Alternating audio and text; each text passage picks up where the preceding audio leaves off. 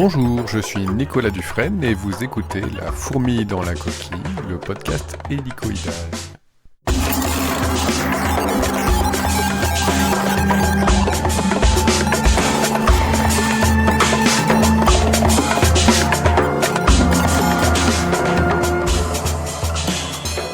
Comment l'être humain s'est-il mis à reproduire des couleurs ? La fourmi dans la coquille, saison 2, épisode 8, des couleurs de Vinci et des pigments. Le travail du peintre va bien au-delà de la simple reproduction des formes et des couleurs, et la matière, la manière dont l'œuvre réfléchit la lumière importe tout autant que le choix du pigment.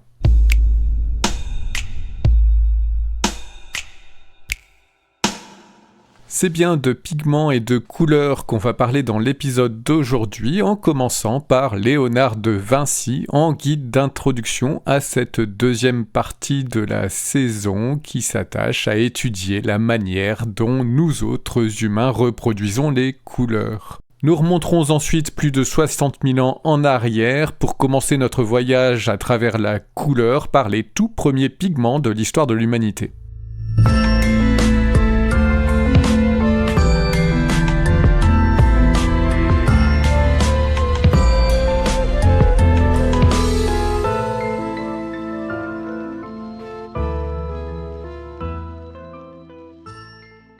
On pourrait croire que les couleurs, dont la vision est le résultat d'une évolution naturelle qu'il a sélectionnée, perfectionnée et adaptée à des besoins spécifiques, on pourrait croire donc que ces couleurs pourraient avoir une symbolique et des usages universels, mais en fait il n'en est rien. Si on veut explorer la manière de reproduire, d'utiliser et d'interpréter les couleurs, il faudra toujours le faire dans un contexte temporel, géographique et culturel donné. J'ai pensé dans un premier temps faire cette exploration par couleur, comparant par exemple comment le rouge est reproduit, perçu, utilisé ou interprété à travers les lieux et les âges. Mais si cette manière de faire aurait été ludique, je pense pas qu'elle aurait été pertinente pour vraiment comprendre la couleur en général et ses usages, et pour découvrir justement en quoi elle est essentiellement subjective et culturelle. Parce que non, le rose n'est pas plus une couleur féminine que le bleu est une couleur masculine. Ce genre d'association ne repose sur aucune réalité physique ni biologique, et n'est que le résultat d'un contexte socio-culturel. La compréhension de la couleur et sa perception est d'ailleurs très liée au langage, et on peut, rien qu'en étudiant la langue, découvrir des associations et une symbolique des couleurs, possibles ou pas. Par exemple, dans le breton, l'islandais, le chinois ou le japonais, il n'y a pas de mot distinct pour différencier les teintes bleues et vertes, et il est donc assez improbable que ces teintes aient une interprétation symbolique distincte pour les locuteurs de ces langues. En chinois, qing désigne aussi bien le bleu que le vert, et le kanji ao signifie bleu, mais sert aussi pour désigner la couleur des légumes verts. Il semble toutefois y avoir une sorte de hiérarchie dans les contrastes qui peuvent être décrits dans les langues. Les anthropologues Brent Berlin et Paul Kay ont étudié les termes qui désignent spécifiquement les couleurs, comme par exemple noir, blanc ou rouge, dans plusieurs dizaines de langues, en excluant ceux qui font référence à un objet caractéristique, comme azur ou jade. Ils constatent alors que quand une langue n'a que 2 termes au total qui désignent spécifiquement des couleurs, c'est toujours le blanc et le noir. Si elle a 3 termes qui désignent des couleurs, alors c'est le noir, le blanc et le rouge. S'ajoute ensuite soit le vert, soit le jaune, puis le bleu, ensuite le brun, et finalement le violet, le rose, l'orange ou le gris. Alors, si l'ordre exact d'apparition des termes n'est pas tout à fait figé, il reste raisonnable de considérer que l'opposition noir et blanc ou sombre et lumineux semble tout à fait primordiale, tout comme le contraste entre ce couple et le coloré, le teinté en général, et le rouge en particulier.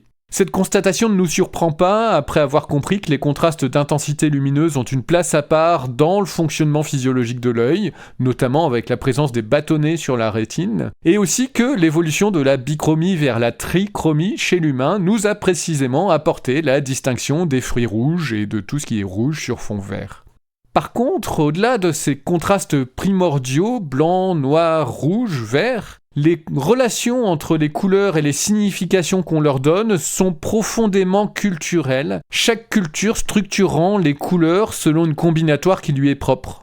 Mais s'il y a bien une opposition qu'on retrouve dans toutes les cultures, c'est celle du noir et du blanc, entendu non pas comme nuance de gris, mais bien le plus lumineux des blancs et la plus forte lumière et le plus profond des noirs, l'ombre la plus complète. Entre ces deux extrêmes, que nos rétines soient saturées de lumière ou au contraire qu'elles ne captent pas un photon, il n'y a plus le moindre détail à percevoir. Et ces deux couleurs, blanc et noir pur, sont couramment associées au vide, à l'absence de toute chose, au non-être qui peut être aussi bien ce qui précède l'existence et la naissance que ce qui la suit, la mort. Elles sont aussi naturellement associées aux états qui ne sont pas encore marqués par la vie, par l'histoire d'une existence, comme l'innocence, la virginité, la propreté ou l'innovation. Mais si ces associations du blanc et du noir au non-être semblent être quasiment universelles, elles sont culturellement interchangeables. Aujourd'hui, en Europe, le noir marque la mort et le deuil, tandis qu'en Asie, c'est le blanc. On voit que déjà, dans la symbolique du simple noir et du simple blanc, les variations culturelles sont parfois en opposition frontale, et ce cadre culturel est fondamental à l'interprétation de l'usage des couleurs qui ne sont pas nécessairement utilisées pour leur valeur mimétique de représentation du monde, mais souvent aussi bien pour leur valeur symbolique que sociale.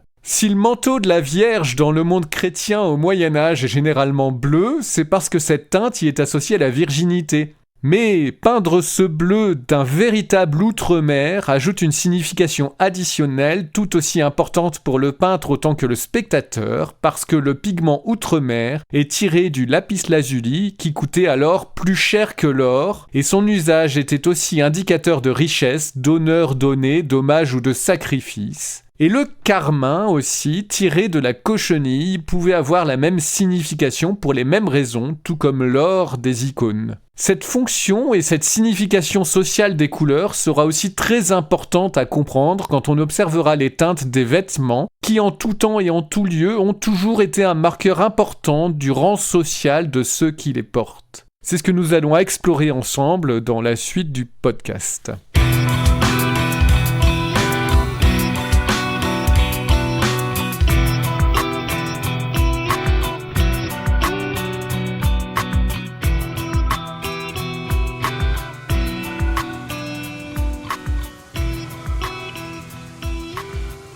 Aborder le thème de la couleur dans l'histoire de l'art, et d'ailleurs le simple fait d'évoquer l'histoire de l'art tout court, convoque généralement l'image de Léonard de Vinci.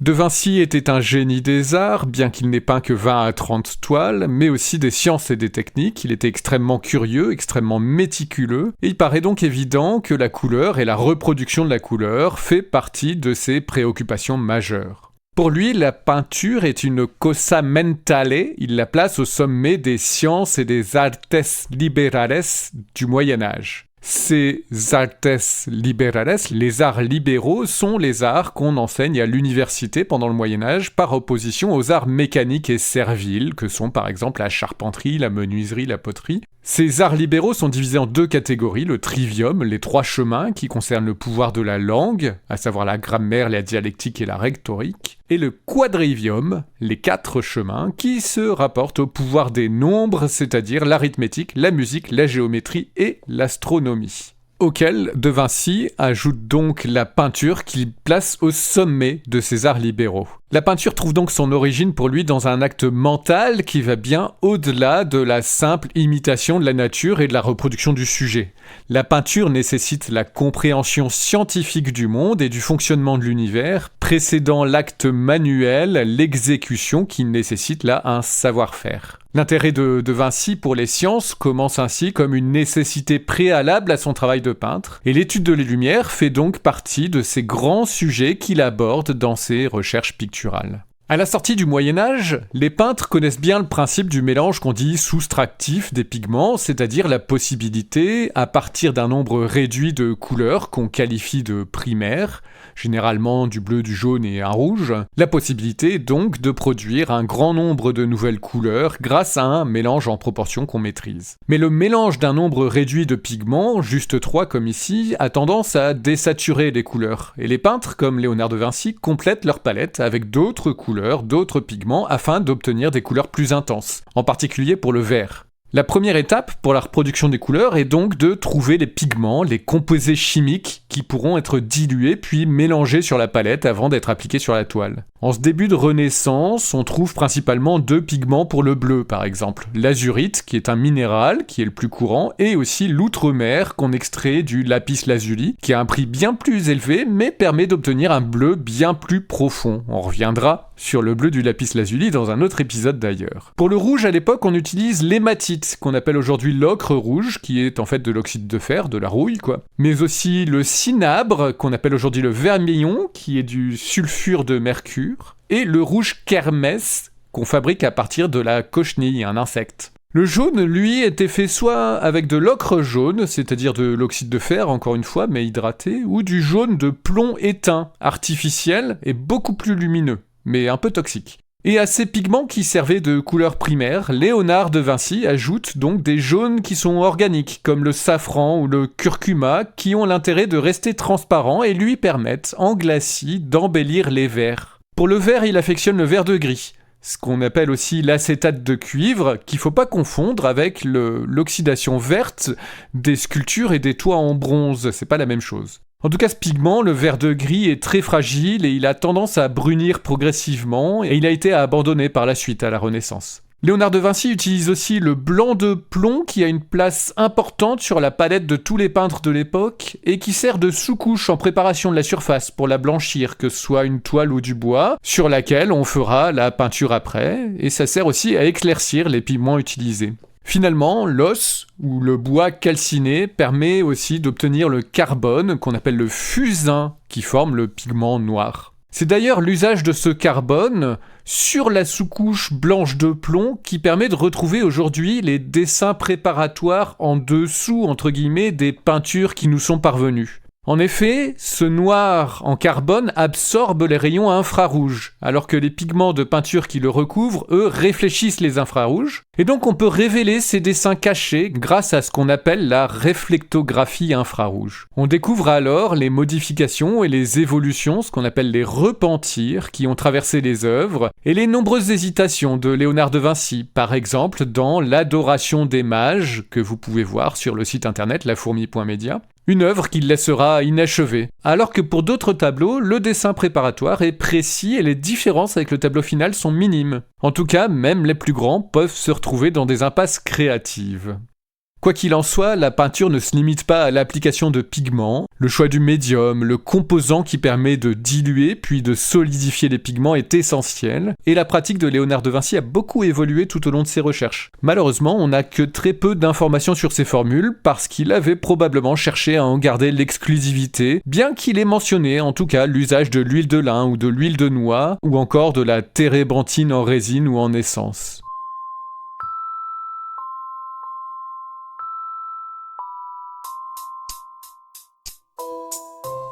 Léonard de Vinci, suite à son étude méticuleuse de l'ombre et de la lumière, a aussi théorisé le sfumato.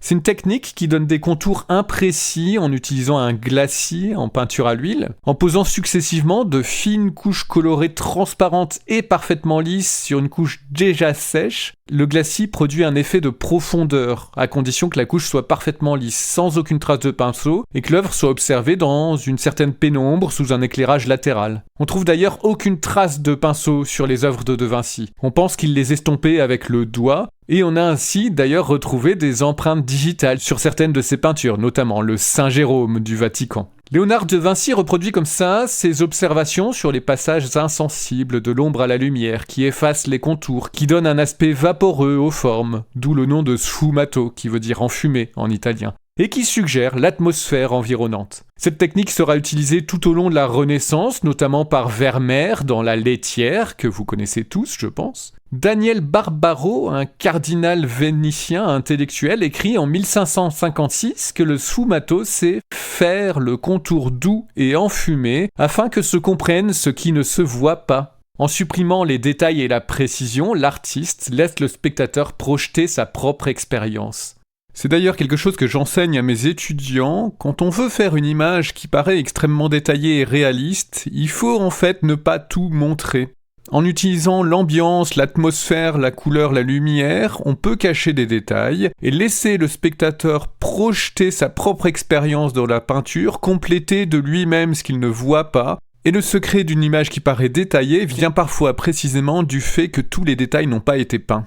Le cerveau ne supporte pas le vide et passe son temps à compléter les trous de manière complètement inconsciente et automatique, c'est de ça qu'on profite. C'est au XIXe siècle seulement, par les romantiques, excepté Ingres, puis le courant réaliste, en particulier Courbet, et les impressionnistes, que cette technique a progressivement été simplifiée, voire abandonnée. Il faut en effet entre chaque couche du glacis plusieurs jours, voire plusieurs semaines de séchage, ce qui en dit beaucoup sur la méticulosité de Léonard de Vinci, et les romantiques au XIXe, eux, préfèrent la spontanéité de la touche, laissant visibles les coups de pinceau et la matière. Tout ça nous montre bien en tout cas que le travail du peintre va bien au-delà de la simple reproduction des formes et des couleurs, de la matière, et la manière dont l'œuvre réfléchit la lumière importe tout autant que le choix du pigment. Ce que malheureusement Léonard de Vinci ne savait pas, c'est que les vernis protégeant les œuvres finiraient par vieillir et leur donner une teinte terne et ambrée. Les couleurs de la Joconde qu'on connaît aujourd'hui, que vous pouvez voir au Louvre, sont loin des bleus éclatants qu'il a travaillés dans le ciel derrière Lisa del Giocondo. On peut cependant restaurer les couleurs d'origine en amincissant la couche de vernis qui a jauni pour le remplacer par un nouveau vernis, mais c'est pas toujours possible, d'autant plus que la restauration ne doit surtout pas toucher aux couches de pigments. Des techniques modernes d'analyse du spectre lumineux réfléchi par la toile permettent aussi d'effectuer des retouches sur une version numérisée, et s'il n'est alors plus possible d'admirer le travail méticuleux de la matière et de la texture, on peut se faire une idée en numérique des couleurs d'origine. Vous pourrez voir ça, encore une fois, sur le site internet du podcast, lafourmi.media, les deux versions de la Joconde, celle telle qu'on la voit dans le musée, et une restauration numérique qui fait apparaître les bleus du ciel et du lac derrière elle.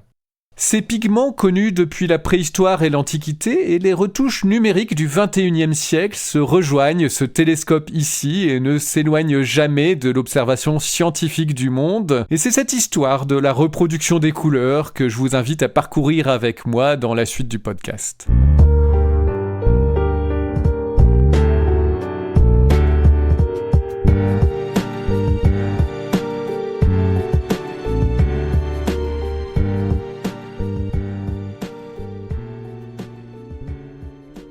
Prenons les choses par leur commencement et revenons sur les pigments. Il est impossible de savoir précisément quand les humains modernes, ni même laquelle des 15 espèces actuellement connues du genre Homo, ont commencé à produire les premières images colorées artificielles. On a longtemps cru que Homo sapiens, l'homme moderne, était l'auteur des premiers arts pariétaux dans une habituelle forme d'anthropocentrisme. On pourrait même dire ici plutôt d'homo sapiensocentrisme. Mais de nouvelles méthodes de datation ayant vu le jour récemment ont repoussé les plus anciennes traces de peinture connues, réparties dans 3 grottes en Espagne, à plus de 64 800 ans avant notre ère, c'est-à-dire 20 000 ans avant l'arrivée de l'homme moderne en Europe de l'Ouest. Ce n'est donc pas notre espèce qui a inventé la peinture. On attribue aujourd'hui ces premières peintures pariétales à l'homme de Néandertal. Il est difficile de dire si ces premières colorations artificielles font véritablement l'objet d'un choix de teinte ou si les pigments étaient utilisés juste pour des raisons pratiques afin de simplement représenter des formes, tout comme elles peuvent l'être grâce à la gravure ou la sculpture. Il semble d'ailleurs, chose intéressante, que ce soit le son plus que la couleur qui a joué une grande importance dans l'élaboration de certaines de ces peintures préhistoriques. Yegor Reznikov, un mathématicien et musicologue français, a décrit comment, dans plusieurs grottes, les endroits qui résonnent le plus sont les mieux dotés en peinture, en particulier quand les échos de certains sons peuvent rappeler les cris d'animaux. Des points rouges marquent souvent les emplacements avec un maximum de résonance, et la concordance entre ces points et les résonances atteint 99% dans de nombreuses grottes. Quoi qu'il en soit, ces premières peintures sont monochromes ou bichromes, et il semble que le premier pigment à usage artificiel humain ait été l'ocre rouge. C'est une terre argileuse et siliceuse à laquelle des oxydes de fer rouge donnent la couleur et qu'on peut utiliser à l'état naturel, mais qu'on obtient aussi plus fréquemment par la calcination de l'ocre jaune, une terre semblable mais colorée par un autre pigment, la goethite, un autre oxyde de fer. Ces pigments particuliers, en tout cas, accompagnent les espèces humaines depuis au moins 66 000 ans Et n'étant pas toxiques et de grande longévité, ils sont toujours appréciés aujourd'hui, aussi bien en décoration que pour les beaux-arts ou la maçonnerie. Bien avant de servir de pigment pour la peinture dans les grottes, l'ocre était d'ailleurs déjà utilisé et gravé. La plus ancienne trace d'usage de l'ocre remonte à 250 000 ans, encore une fois par Néandertal et non pas l'homme moderne Homo sapiens, en Europe de l'Ouest. On retrouve aussi des fragments d'ocre gravés en Afrique australe datant de 77 000 ans. Un peu plus tard, les Vénus paléolithiques, ces statuettes féminines sculptées par Homo sapiens en ivoire, en pierre tendre ou bien en terre cuite, dont la plus ancienne est datée de 35 000 à 40 000 ans, on pense qu'elles étaient toutes peintes, montrant là un usage ancien de la couleur en tant que telle, tout en accompagnant la naissance de l'art figuratif. L'ocre des peintures pariétales était aussi accompagné de colorants noirs, soit de l'oxyde de fer noir qu'on retrouve à l'état naturel sous forme de magnétite, un métal noir généralement aimanté, soit du carbone. Et c'est là comment l'humain a utilisé les tout premiers pigments dérivés du quatrième élément le plus abondant sur Terre, le fer, et du quatrième élément le plus abondant de l'univers, le carbone. Les premières couleurs de l'histoire de l'art sont donc le rouge et le noir.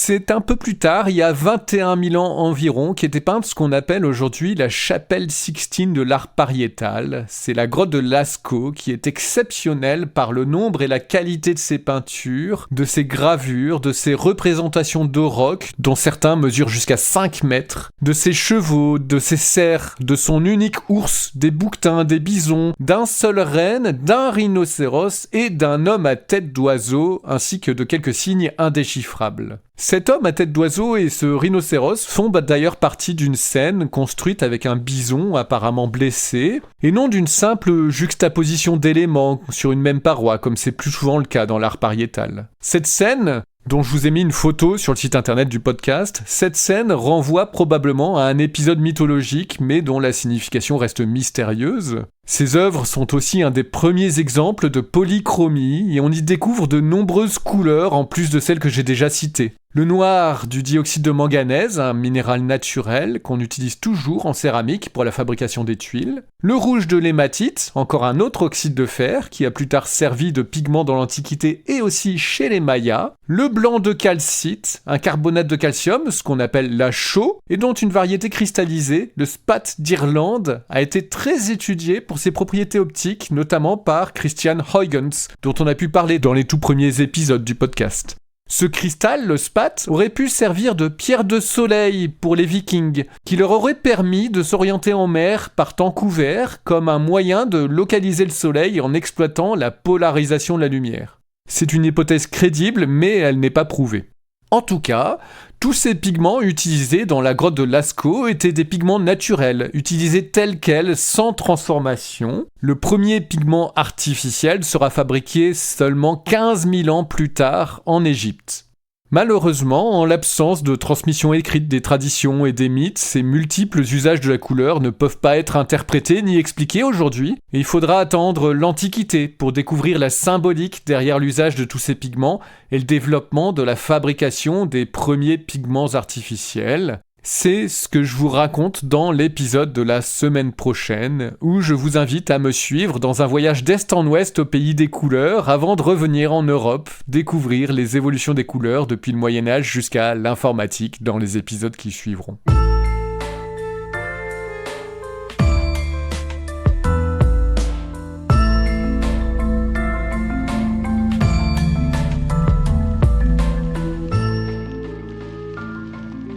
Merci infiniment de votre écoute. N'hésitez pas à partager le podcast sur les réseaux sociaux et auprès de vos amis, de votre famille, de vos collègues, de votre entourage. Mettez une petite note, des étoiles, des petits cœurs, des commentaires sur la plateforme sur laquelle vous l'écoutez. Ça va aider d'autres gens à découvrir ce podcast. Merci encore et à la semaine prochaine pour l'Antiquité des couleurs.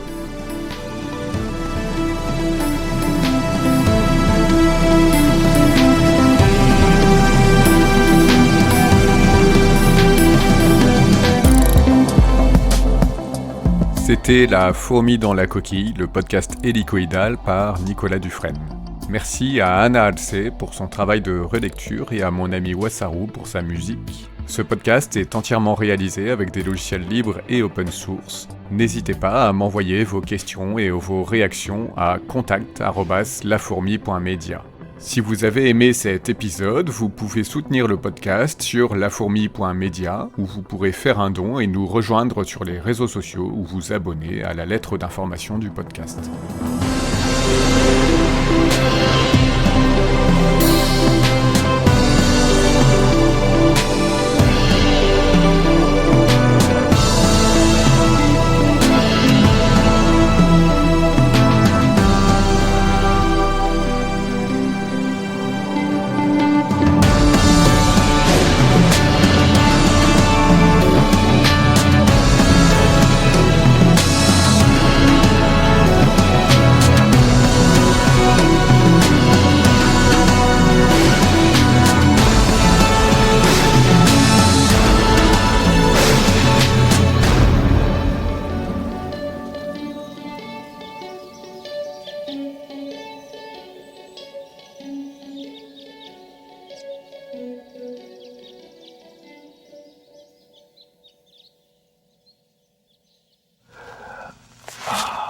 Man, the more I hear about this, it just gets crazier and crazier.